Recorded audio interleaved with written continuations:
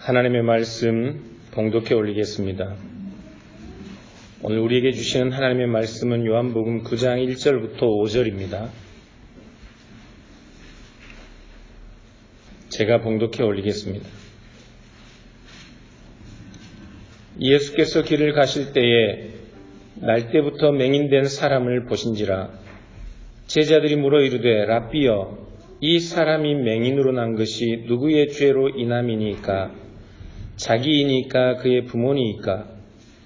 예수께서 대답하시되 이 사람이나 그 부모의 죄로 인한 것이 아니라 그에게서 하나님이 하시는 일을 나타내고자 하심이라. 때가 아직 낮음에 나를 보내신 이의 일을 우리가 하여야 하리라. 밤이 오리니 그때는 아무도 일할 수 없느니라. 내가 세상에 있는 동안에는 세상의 빛이로라. 아멘. 새 창조의 빛이신 그리스도라는 제목으로 하나님의 말씀을 전하겠습니다. 예수님은 진리가 너희를 자유케 하리라 말씀하셨습니다.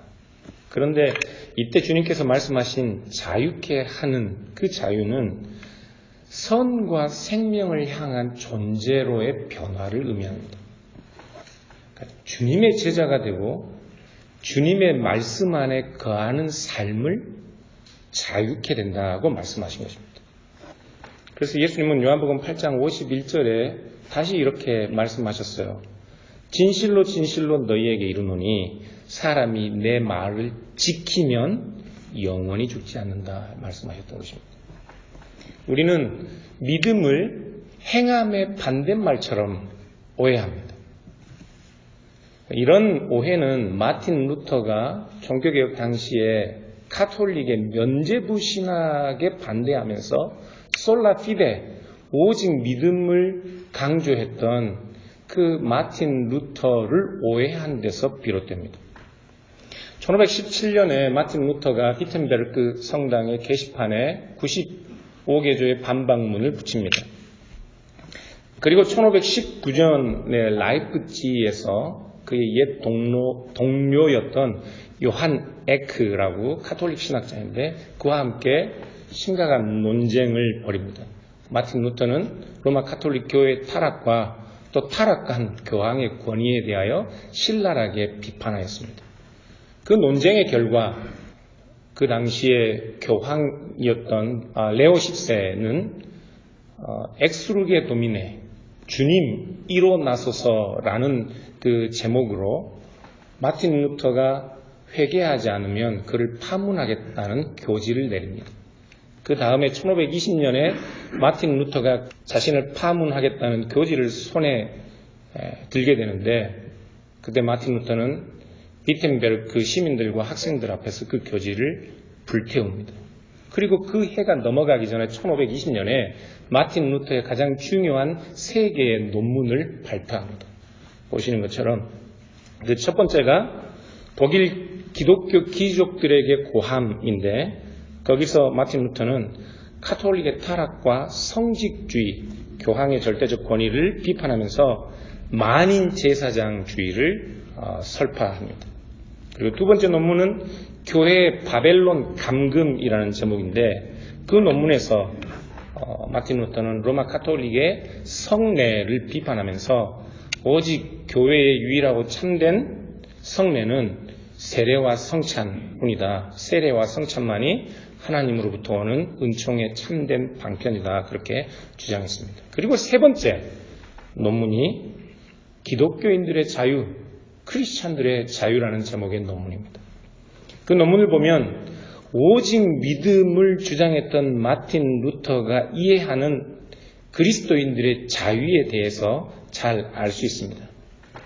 그 논문에서 마틴 루터는 그리스도인은 그리스도로 말미암아 구원을 받고 자유함을 얻은 존재들이지만 동시에 만물을 위하여 자발적으로 종이 된 존재들이라고 강조하고 있습니다. 그리스도인의 자유는 오히려 자발적으로 만물을 위하여 모든 사람들을 위하여 종이 되는 자유입니다. 사랑의 종이 되기를 선택하는 자유가 그리스도인의 자유라고요. 갈라디아서 5장 13절을 보면 바울은 이렇게 말씀합니다. 너희는 자유를 위하여 부르심을 받았다. 그러나 곧바로 계속해서 이렇게 말씀하셔요. 그 자유로 육체의 기회를 삼지 말고 오직 사랑으로 서로 종노릇하라. 로마서 13장 8절에서 바울은 또 이렇게 말씀합니다. 피차 사랑의 빛 외에는 아무 빛도 지지 말라. 남을 사랑하는 자는 율법을 다 이루었느니라. 그렇게 말씀합니다. 그리스도인의 자유는 사랑에 자발적으로 빚진 자가 되는 것입니다. 사랑에 빚진 자 되어 다른 사람들에게 자발적으로 종 노릇하는 것. 그것을 선택하는 것이 그리스도인들의 자유입니다. 그러니 진리가 너희를 자유케 하리라는 말씀을 자기 마음대로 자유로운 신앙생활을 하는 자유로 오해해서는 안 될 것입니다. 요한복음 9장을 우리가 지금 읽었는데요. 요한복음 9장은 날 때부터 소경된 사람을 예수님께서 고치시는 사건이 나옵니다. 요한복음 9장 전체가 이 하나의 이야기를 다루고 있습니다. 그런데 이 사건은 요한복음 7장과 8장에서 예수님이 가르치셨던 모든 내용들과 따로 떨어진 분리된 다른 이야기를 우리에게 전하고 있지 않습니다. 9장 5절을 보면 예수님은 내가 세상에 있는 동안에는 세상의 빛이다 말씀하셨는데 이 말씀은 요한복음 8장 12절에서 예수님께서 이미 하신 말씀입니다. 나는 세상의 빛이다. 그래서 요한복음 7장 8장과 요한복음 9장이 동일한 메시지를 우리에게 전달하고 있다는 것을 알 수 있습니다. 이러한 내용의 동일성은 오늘 본문에 예수님께 제자들이 나면서부터 소경된 자를 보고 던지는 그 질문 안에도 이 동일한 내용들이 암시되어 있습니다. 나면서 소경된 사람을 본 제자들이 예수님께 이렇게 질문합니다. 선생님, 이 사람이 소경된 것이 누구의 죄 때문입니까? 자기 죄 때문입니까? 아니면 그의 부모의 죄 때문입니까? 이 질문에는 두 가지 생각들이 전제되고 있습니다. 하나는 고난이, 지금 우리가 당하는 고난이, 그 고난의 원인이 죄라는 생각입니다. 죄 때문에 우리가 고난을 당한다는 생각이 전제되어 있습니다. 그래서 나면서부터 소경된 지금 고난 가운데 있는 이 사람은 태어나면서부터 그 부모들의 죄 때문이거나 아니면 자기 자신의 죄 때문에 태어나면서부터 소경이 되었다는 생각이 전제되어 있습니다. 또 다른 하나는 더 심각한 생각인데 그것은 지금 고난당하고 있지 않는 자신들, 지금 예수님께 나면서부터 소경된 자들을 보면서 질문하는 예수님의 제자들 자신들은 죄인이 아니라는 생각이 전제되어 있습니다. 지금 나면서부터 소경된 자는 자신의 죄나 부모들의 죄 때문에 그 죄에 대한 결과로 고통 가운데 있는 자들인데 고통 가운데 있지 않은 자신들은 그런 죄와는 무관하다는 생각이 전제되어 있다고요. 이런 생각은 요한복음 8장에서 예수님께서 목마른 자들아 다 내게로 오라 말씀하셨지만 정작 그 말씀을 듣는 이들은 자신들이 목마른 자들이라 생각하지 않았던 그런 생각과 동일한 생각입니다. 예수님께서 진리가 너희를 자유케 하리라 말씀하셨는데 그 말씀을 듣던 유대인들은 자신들이 종된 적이 없다고 예수님께 대답하였던 것처럼 스스로를 의롭게 여기는 교만한 생각들과 맥을 잇는 질문이라고요. 예수님께서는 그들에게 스스로 아브라함의 자손이라고 믿고 있던 그들에게, 스스로 목마르지 않다고 믿고 있던 그들에게, 스스로 의롭다고 믿고 있던 그들에게 너희의 아비가 아브라함이 아니라 마귀다 말씀하셨습니다. 너희가 아브라함이 행한 일을 본받아 행하는 것이 아니라 마귀의 일을 행한다 말씀하셨다고요. 예수님은 너희 모두가 죄의 종이다. 모든 사람들이 죄 아래서 나고 죄 가운데 죽는다. 모든 세상이 흑암 가운데 있다 말씀하셨습니다. 그리고 결정적으로 예수님 앞에 있던 모든 사람들이 가늠하다 잡혀온 여인에게 돌을 던지지 못함으로써 그 모든 사람들은 죄인이라고 판정받았습니다. 예수님께서 성전에서 이러한 모든 내용들을 가르치셨는데 예수님을 따르는 제자들은 예수님과 함께 급하게 성전을 빠져나오면서 7장, 8장에서 예수님께서 가르치신 그 모든 내용들을 다 까먹어버린 것 같습니다. 선생님, 이 사람은 누구의 죄 때문에 이런 고생을 하고 있습니까? 그 질문은 자신들은 죄와 무관한 사람이라는 생각이 전제된 질문이에요. 예수님께서 7장, 8장에서 계속해서 반복하셨던 그 내용들을 제자들은 다 잊어버렸습니다. 이것이 바로 요한복음 9장이 나면서부터 소경된 자의 이야기를 시작하면서 제자들의 질문과 함께 이야기를 풀어나가는 이유입니다. 요한은 이 질문과 함께 우리도 동일하게 던질 수 있는 이런 종류의 제자들이 던지는 질문의 방향이 틀렸다는 것을 우리에게 계속해서 리마인드 시켜주고 싶은 거예요. 질문의 방향이 틀렸습니다. 잘못된 질문이에요. 공부를 열심히 하지 않은 학생들의 질문이라고요. 요한복음 8장에서 예수님께서 가르치신 내용을 분명히 그들이 알았다면 그들은 이런 질문을 던질 수 없었을 것입니다. 그래서 예수님은 제자들에게 이렇게 대답하십니다. 9장 3절을 같이 보겠습니다. 시작. 예수께서 대답하시되 이 사람이나 그 부모의 죄로 인한 것이 아니라 그에게서 하나님이 하시는 일을 나타내고자 하심이니라. 예수님은 나면서부터 맹인이 된 자의 고통이, 그의 고난이 누구의 죄 때문, 자기 자신이건 그 부모의 죄이건 다른 사람들의 죄 때문이라는 제자들의 생각을 근원적으로 차단하고 있습니다. 7장, 8장에서 예수님께서 가르치신 그 말씀에 의하면 고난은 원인을 물을 필요가 없습니다. 왜 나에게 고난이 존재하는가? 왜 이 세상에 고난이 존재하는가? 누구의 죄 때문인가? 원인을 물을 필요가 없는 현실입니다. 왜냐하면 온 세상이 고통과 흑암과 사망 가운데 있기 때문입니다. 온 세상이 죄 아래에 있어요. 우리가 고통을 당하건 고통을 당하지 않건 우리는 죄 아래에 있습니다. 조상이 죄를 지으면 내가 더 큰 벌을 받고 이렇게 주장하는 사람들이 있어요. 조상의 죄 때문에 내가 불행을 당하고 이런 이야기들은 예수님께서 근원적으로 제자들의 질문을 차단하는 것 같이 우리에게 차단하고 있습니다. 내가 고통을 당할 때에만 세상에 문제가 있는 게 아닙니다.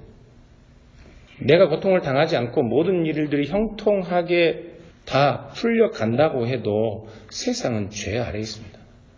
세상은 사망 가운데 있다고요. 로마서 8장 암송하신 분들 계시죠? 네. 대표로 한번 이렇게 세워볼까? 로마서 8장 19절부터 21절 기억나셔요? 피조물이 고대하는 바는 같이 해보겠습니다. 피조물이 고대하는 바는 하나님의 아들들이 나타나는 것이니 피조물이 허무한데 굴복하는 것은 자기 뜻이 아니요 오직 굴복하게 하시는 이로 말미암음이라. 그 바라는 것은 피조물도 썩어짐의 종노릇한 데서 해방되어 하나님의 자녀들의 영광의 자유에 이르는 것이니라. 피조물이, 모든 피조물이 썩어짐의 종노릇하는 상황 가운데 있습니다. 피조물이 허무한데 굴복하는 것은 자기 뜻이 아니요 오직 굴복하게 하시는 이로 말미암는다는 이 말씀은 하나님께서 아담과 맺으신 그 언약을 가리키고 있습니다. 내가 이것을 먹으면 정령 죽으리라. 아담의 불순종으로 말미암아 자신들뿐만 아니라 자신들에게 다스림을 받도록 부여된 모든 세상이 저주를 받았습니다. 그런데 하나님은 온 세상이 저주를 받는 것이 아니라 그의 생명의 부요함을 누리는 것을 원하십니다. 그럼에도 불구하고 하나님은 자기가 아담과 맺으신 그 언약을 지키셔야만 하는 분입니다. 하나님은 신실하시기 때문에. 그래서 자기 약속에 신실하신 하나님 때문에 하나님은 이 세상을 아담의 죄로 인하여 저주 가운데 두시는 것입니다. 만물이 썩어짐에 종노릇하도록 두신다고요. 그러나 아담과 맺은 그 약속에 하나님이 신실하신 것처럼 하나님께서는 여자의 후손에 관한 이 세상을 고치고 새롭게 하시는 그 하나님의 약속에서도 신실하시기 때문에 반드시 고통 가운데 있는 이 세상을 영광의 자리에 이르도록 하실 것입니다. 그래서 세상도 썩어짐의 종노릇하는 데서 해방되어 하나님의 영광의 자녀들의 자유에 이르기를 소망하고 있는 것입니다. 그렇기 때문에 나면서 소경된 자는 누구의 죄 때문에, 특별한 죄 때문에 고난 가운데 있는 것이 아니라 그 자체로, 나면서 소경된 자 그 자체로 이 세상이 죄와 사망의 종로로 타고 있다는 것을 상징적으로 보여주고 있는 것이라고요. 그러니까 제자들의 질문 자체가 잘못된 질문입니다. 우리가 읽은 성경 요한복음 9장 1절부터 5절까지를 보면 우리가 이 본문에 대한 오해 때문에 이 고난의 배후에 하나님의 영광이 자리 잡고 있는 것처럼 그렇게 이해하는 경우들이 있습니다. 우리 본문 3절부터 5절을 같이 한번 보겠습니다. 예수께서 대답하시되 이 사람이나 그 부모의 죄로 인한 것이 아니라 그에게서 하나님이 하시는 일을 나타내고자 하심이라. 때가 아직 낮음에 나를 보내신 이의 일을 우리가 하여야 하리라. 밤이 오리니 그때는 아무도 일할 수 없느니라.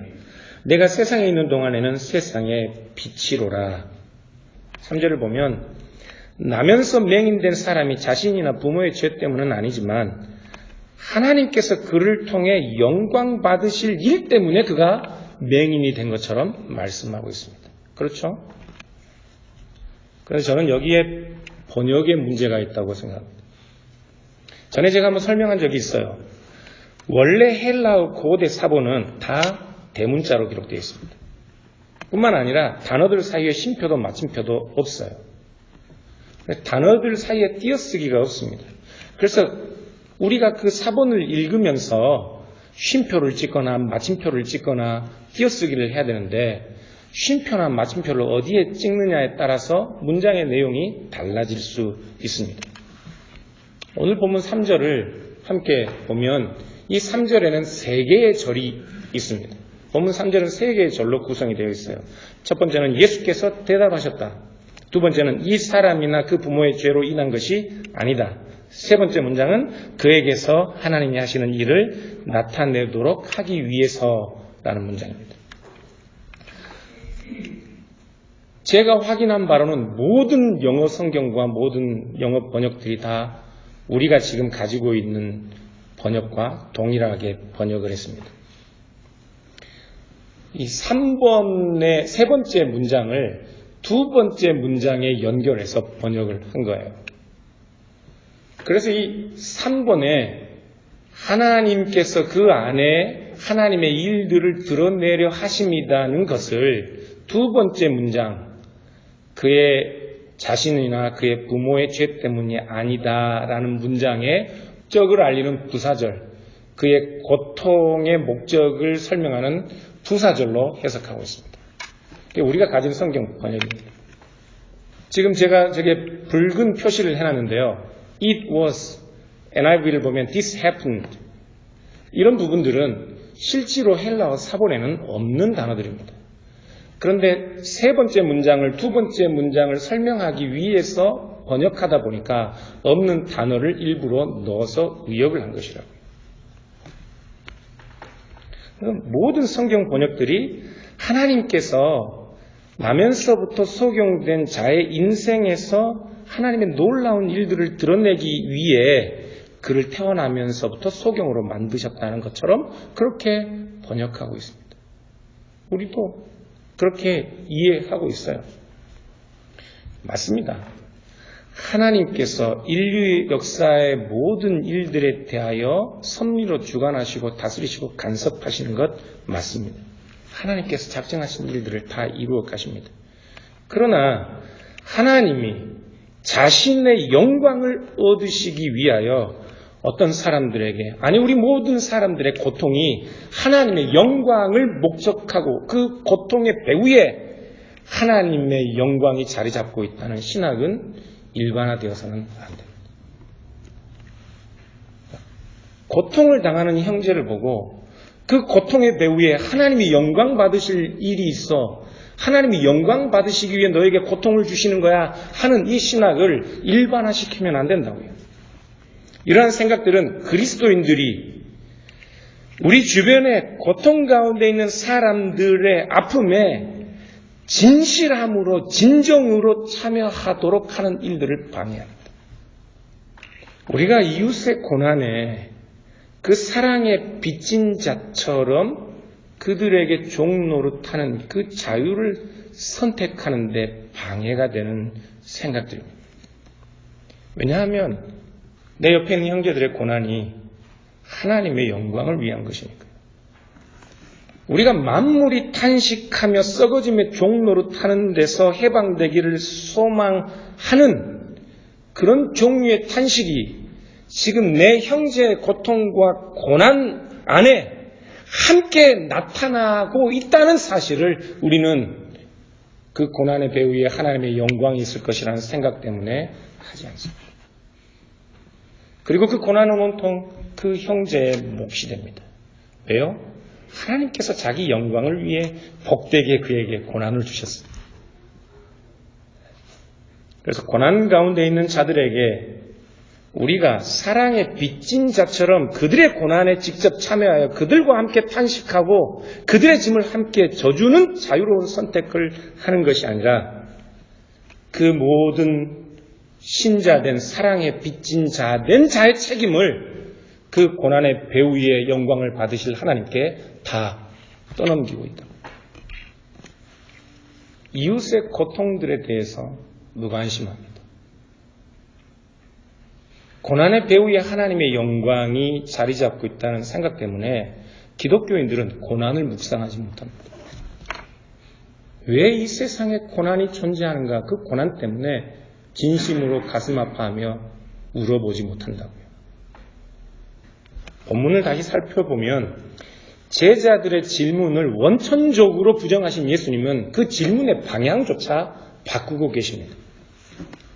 9장 3절에 나오는 세 번째 그 문장은 헬라어로 알힌나로 시작합니다. 요한복음에 이 용어로 시작되는 그 구절이 11번 나오는데 휘튼 대학의 신약 성경 학자인 게리 버지라는 그 유명한 학자가 있는데 베이커 주석과 그 NIV 적용 주석을 쓴 분이에요.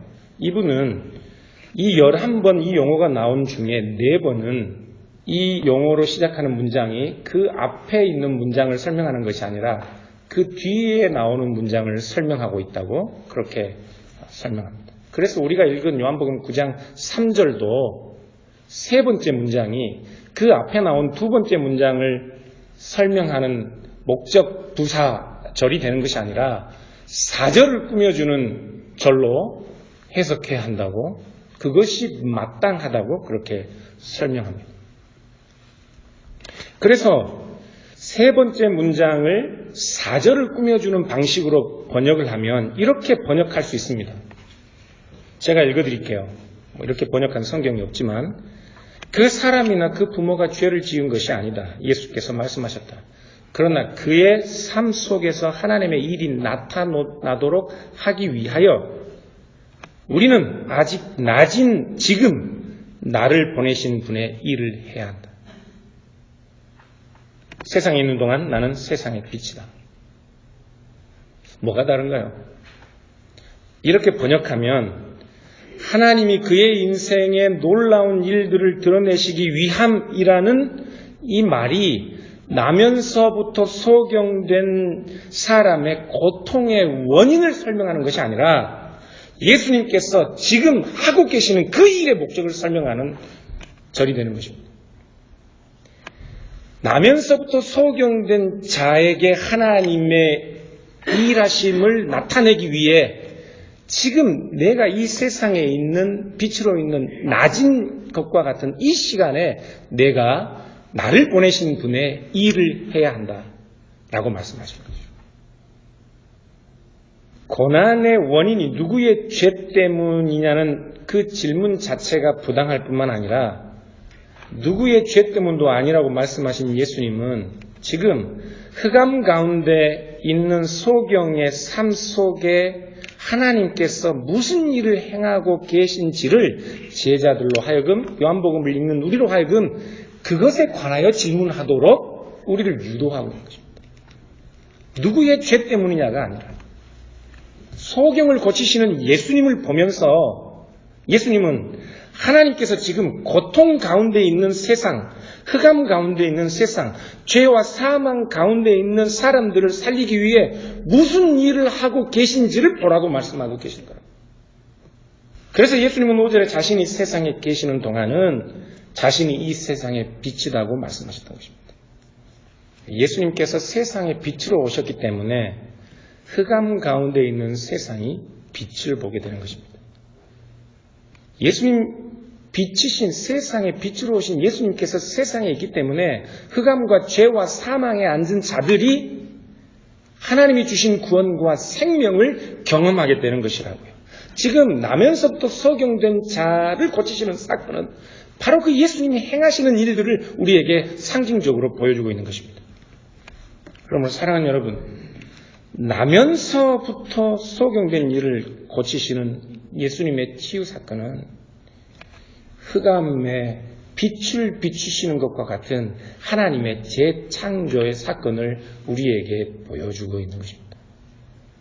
톰 라이트라는 신약학자는 이 요한복음 주석을 쓰면서 이 사건을 재창조, 새 창조의 사건으로 이렇게 묘사합니다. 창세기 첫머리에서 하나님은 흑암과 혼돈을 설명하거나 그것을 분석하거나 그게 누구의 잘못인지 토론하면서 시간을 낭비하지 않으셨다. 하나님은 빛을 창조하셨다. 그리고 빛에 뒤이어 완전히 새로운 세계를 창조하셨다. 그래서 여기서도 요한은 예수님이 자기를 보내신 이의 일을 하고 계심을 우리가 이해하기를 바란다. 새로운 혼돈이 길을 가로막고 있다. 밤, 어둠, 예수님이 돌아가시고 세상이 태고적 혼돈으로 다시 뛰어드는 것처럼 보일 그때, 그러나 지금 그분은 빛과 치유의 새로운 세계를 창조하고 계신다. 그 새 창조의 역사는 우리를 죄와 사망과 죄에서 해방하시고 우리의 속사람을 창조하시고 우리를 자발적으로 사랑의 종이 되도록 만드시는 역사라고요. 나면서부터 소경된 자를 고치시는 사건은 예수님을 통해 하나님이 이 세상을 새롭게 창조하는 그 사건을 우리에게 보여주고 있는 것입니다. 예수님은 3절, 4절에서 그 말씀을 하셨던 거예요. 사랑하는 여러분, 오늘 본문을 통해 우리는 세상에 존재하는 고통과 아픔과 슬픔에 대한 뼈아픈 공감을 얻을 수 있어요. 고통 가운데 있는 사람을 보면서 제자들처럼 누구의 죄 때문인가 하고 질문하는 것이 아니라 그래서 내가 지금 고통을 당하지 않는 것은 그것이 마치 나의 잘남과 나의 의로움 때문에 내가 다른 사람과 달리 이 형통함을 누리고 있는 것처럼 자랑할 것이 아니라 온 세상이 죄 아래에 있다는 그 뼈아픈 사실, 우리 형제들의 아픔과 고난을 보면서 우리는 온 세상이 죄 아래 탄식하고 있는 그 고통과 비참한 현실을 경험할 수 있어야 한다. 함께 탄식할 수 있어야 합니다. 함께 탄식할 수 있어야 해요. 형제의 아픔이 온 세상의 아픔이라니까요. 내가 아프지 않다고 아픈 것이 아닌 것이 아닙니다. 내가 아프지 않아도 온 세상이 죄와 흑암과 사망 가운데 있기 때문에 나도 죄와 사망과 흑암과 질병 아래에 있는 거예요. 그래서 형제의 질병과 형제의 고난과 형제의 아픔을 보면서 그것이 온 세상의 아픔이기 때문에 나도 아프지 않아서 웃을 수 있는 것이 아니라 그 형제의 아픔과 함께 그것이 나의 아픔이고 나의 질병, 나의 고난인 것처럼 진심으로 탄식할 수 있어야 한다. 이것이 그리스도인들이 이 세상을 바라보는 안목인 것입니다. 세월호에서 아들을 잃은 교회의 어느 집사님께서 간증하시는 것을 온라인으로 들은 적이 있어요. 창현이라는 아이의 어머니, 그 세월호 참사 이후에 생명보다 중요한 자기 아들을 잃은 그 참혹한 비참한 고통을 당한 유가족들의 삶을 저희들에게 소개하였습니다. 저는 그 간증을 들으면서 자기 아들을 잃은 그 어머니의 간증을 들으면서 내 아들을 잃은, 내 딸을 잃은 그 슬픔과 탄식으로 울었습니다. 내가 그런 아픔과 고통을 당하지 않기 때문에 나에게는 아무 문제가 없는 것이 아닙니다. 함께 울어야 되는 거예요. 함께.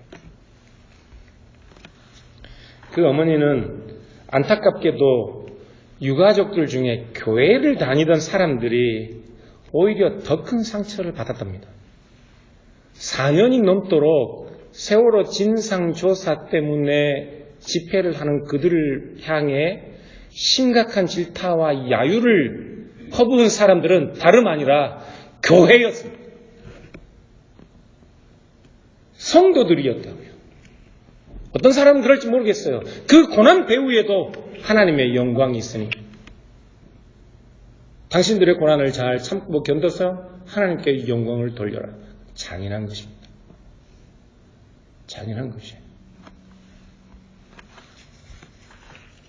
모든 세상의 아담 이후에 썩어질 것에 허망한 것에 종노릇하고 있는 이 아픔과 탄식을 왜 그리스도인들은 정작 알지 못하는지 모르겠어요. 창현의 어머니는 당시의 상황을 이렇게 고백합니다. 전능하신 하나님이 과연 우리 삶에 실제 하고 있는지조차 의심스러웠다. 하나님이 있어야 할 자리에 오히려 돈이 있어 보이더라. 이 사회가 어떤 힘으로 돌아가고 있는지 비로소 그때 알았다. 남녀노소 지위 고하를 막론하고 모든 사람들이 돈을 인생 최대의 목표로 삼고 있었다. 종교 역시 다르지 않았다. 밖에서 거리를 두고 교회를 바라보니 그때 비로소 많은 교회가 하나님이 아니라 돈이라는 우상을 섬기고 있는 것을 알았다. 교리를 내세우면서 사람들에게 폭력을 가하고 세상을 어지럽히고 있는 것이 바로 교회였다. 하나님을 섬긴다지만 거꾸로 하나님을 욕되게 하는 이들도 있었다. 이제는 기독교인이라고 사람들에게 당당하게 소개하는 것이 부끄러울 지경이다. 다른 사람의 고통과 아픔이 우리의 것이 아니기 때문에 우리는 그들과 다른 자리에 있는 줄 안다고요. 우리는 좀 더 나은 상황에 있는 줄 압니다. 사랑하는 여러분, 세상의 고난은 현실입니다. 여러분이 그 고난을 경험하든 경험하지 않든 세상은 죄와 사망 가운데 있습니다. 세상은 죄와 사망으로 썩어짐의 종노릇하고 있습니다. 그러나 예수님께서 그 세상을 새롭게 하셨습니다. 그 세상을 새롭게 창조하셨습니다. 그 일을 위해 예수님께서 오셨습니다. 예수님은 이 세상에 부당하게 보이는 고통과 불합리와 그 아픔들 때문에 이 세상에 오셨습니다. 이 세상을 불쌍히 여기시는 하나님께서 자기 아들을 이 세상에 빛으로 보내셔서 흑암 가운데 있는 이 세상의 재창조의 역사를 시작하신 것입니다. 그러므로 이제 그리스도인들은 예수 그리스도로 말미암아 이 사망과 죄로부터 자유케 된 자들입니다. 우리는 그 빛과 생명과 자유 안에서 사는 자들입니다. 그러나 우리의 자유가 오히려 새로운 세상을 사는 새로운 피조물들로서 이 세상의 죄와 사망 때문에 탄식 가운데 있는 고통 가운데 있는 사람들에게 사랑으로 자발적으로 종노릇하는 자들의 자유가 되어야 한다는 것을 잊지 마시기를 바랍니다. 그래서 제자들처럼 질문하는 것이 아니라 세상의 아픔과 고통을 보며 이 세상의 아픔과 고통을 위해 오신 예수 그리스도를 드러내는 여러분들의 삶들이 될 수 있기를 주님의 이름으로 축원합니다. 기도하겠습니다.